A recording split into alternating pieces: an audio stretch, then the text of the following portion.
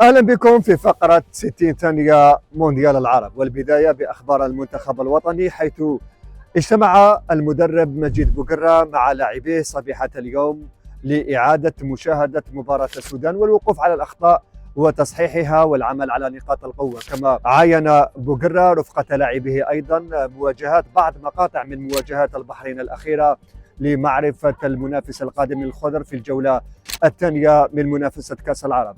وفي المساء أجرى المنتخب الوطني حصة تدريبية شهدت اندماج ياسين إبراهيمي مع التدريبات الجماعية للفريق، وهذا ما يعني بأنه جاهز لخرجة الخضرة الثانية في مونديال العرب. وفي خبر آخر، وفي مباراة كانت مجنونة بكل المقاييس سواء من الجانب الفني أو من حيث الحضور الجماهيري، مباراة تونس وفلسطين، تمكن منتخب الفدائيين من تحقيق عودة قوية في النتيجة بعدما كان منهزما ب2-0 أمام تونس، لتنتهي المباراة على نتيجة التعادل وتمكن فلسطين من تصدر المجموعة ب4 نقاط، فيما اكتفى منتخب تونس بتعادل ونقطة واحدة إلى حد الآن، حيث ستكون الجولة الثالثة قوية لتونس أمام قطر للعب آخر الحظوظ من أجل التأهل إلى الدور القادم. وبهذا نصل إلى ختام فقرة 60 ثانية مونديال العرب من هنا من قلب الحدث من الدوحة. كان معكم محمد قريشي.